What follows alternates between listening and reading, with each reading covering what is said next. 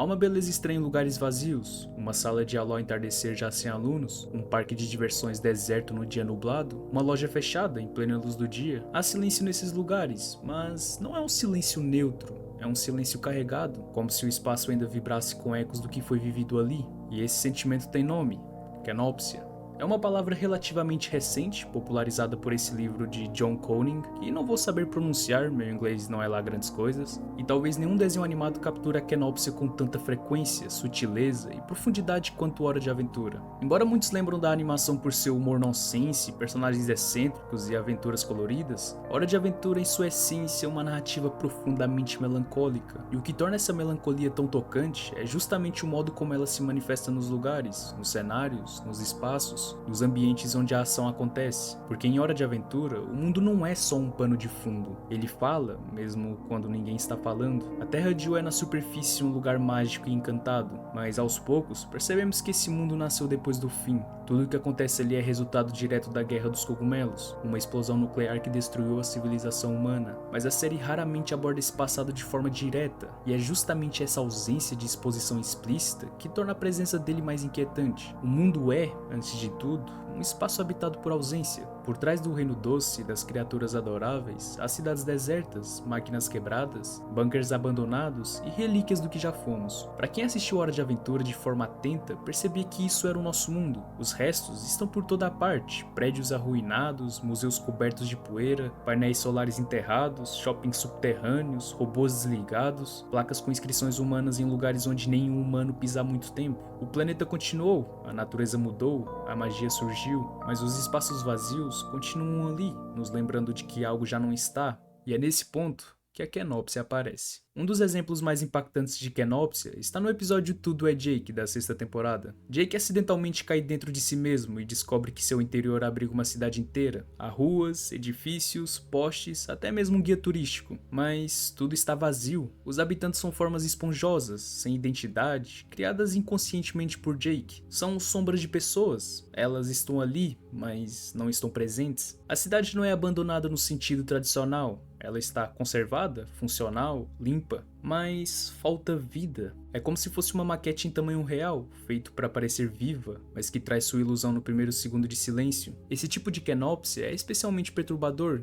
que é quando o espaço simula normalidade, mas o vazio está nas entrelinhas. Não é um cenário pós-destruição, é um lugar perfeitamente erguido, mas que nunca chegou a ser realmente habitado. E isso torna tudo ainda mais estranho, e esse sentimento de deslocamento é quase onírico. Já no episódio Eu Lembro de Você, que por sinal é um dos episódios mais lindos de Hora de Aventura, e tenho até um vídeo aqui falando dele no canal, ele trata de uma kenópsia mais íntima, aquela que habita a mente. Simon, o homem que virou regelado, como sabemos, é uma figura trágica. Perdido na própria loucura, ele esqueceu de quem era. Já a Marceline, por outro lado, se lembra. Eles viveram o fim do mundo juntos, e ela ainda carrega as cicatrizes disso. Durante o episódio, os dois compõem uma música baseada em cartas antigas que Simon deixou para ela, numa tentativa desesperada de preservar a sua sanidade. E o mais triste, Simon está presente, mas ao mesmo tempo ausente. Ele é um corpo que não reconhece sua própria alma, um lugar que já foi cheio de afeto, agora dominado por ruídos e fragmentos desconexos. A kenópsia aqui não é só espacial, mas emocional. É a ausência de alguém que está fisicamente ali, mas ao mesmo tempo não está. E isso é algo profundamente conhecido por quem convive com um parente com demência. É como assistir a uma despedida que não tem um dia certo para acabar. Uma despedida lenta, dilacerante, feita de pequenos esquecimentos diários, até que o laço parece rompido. Mesmo que a pessoa ainda esteja viva, ainda fale,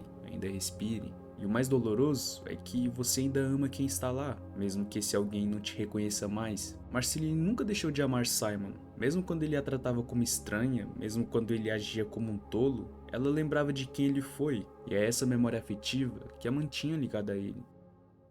Em vários momentos do desenho, Finn e Jake exploram lugares claramente construídos por humanos, mas que foram abandonados. Cada um desses espaços carrega sua própria versão de kenópsia. No episódio Quanto Mais Mói Dentro, Mais Conhecimento, Bimo visita a fábrica onde foi criado. Lá, os corredores estão silenciosos, as máquinas desligadas, as luzes falhando. O lugar parece ter sido simplesmente deixado para trás, como se alguém tivesse saído e nunca voltado. E o Bimo, que geralmente é animado, reage com um misto de nostalgia, confusão e também tristeza. Ele tenta se reconectar com a sua origem, mas a sua origem já não o reconhece. mas eu vou deixar para falar desse episódio e do Bimo em um vídeo futuro. No episódio Trem Masmorra, Finn fica preso num trem infinito onde os monstros se regeneram constantemente para que ele possa continuar lutando. A princípio, parece bem empolgante, mas rapidamente o trem revela sua verdadeira natureza, uma prisão existencial, porque o trem, mesmo cheio de ação, é um lugar vazio de sentido. Ele não é um espaço abandonado em ruínas, como em outros episódios, mas é o que poderíamos chamar de um espaço funcionalmente morto. Ele está ativo,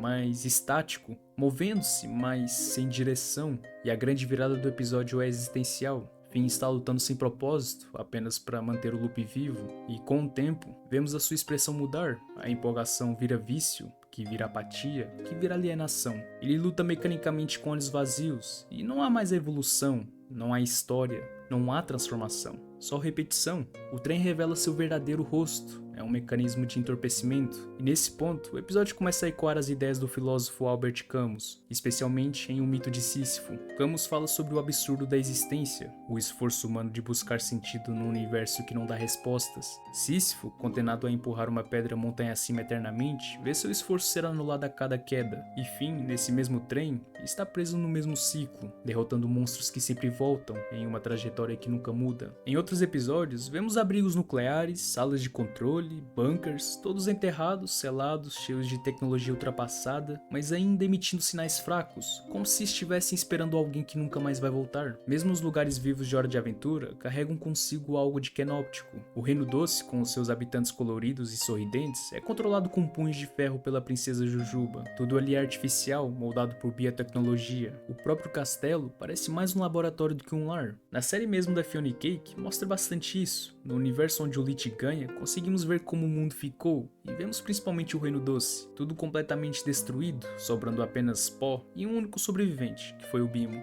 Esse episódio realmente passa uma vibe pesada e bizarra, tudo nesse mundo é estranho e mórbido, e a parte mais irônica disso tudo é vermos que o próprio Lich entrou em um completo vazio depois que ele concluiu seu objetivo, e vemos também um pouco do mundo abandonado no próprio universo canônico, onde se passa no futuro mostrando a história do Lemon Hope. A Kenopsis em Hora de Aventura não é um elemento estético isolado, ela é uma filosofia visual que atravessa todo o desenho. Vivemos cercados por sinais de coisas que já não estão mais aqui. Às vezes ignoramos, outras vezes transformamos isso em arte, história, turismo ou até mesmo religião. Pense nas grandes civilizações do passado, Roma, Babilônia, Atlântida, mesmo que mítica. Todas elas habitam o nosso imaginário não apenas pelo que foram, mas principalmente porque não existem mais como eram, porque sumiram, ruíram, silenciaram, e esse silêncio, paradoxalmente, grita bastante. Visitamos ruínas com reverência, estudamos pedaços de cerâmica como se fossem joias, escrevemos livros, filmamos documentários, criamos museus inteiros dedicados a manter viva a lembrança daquilo que se perdeu. E por quê?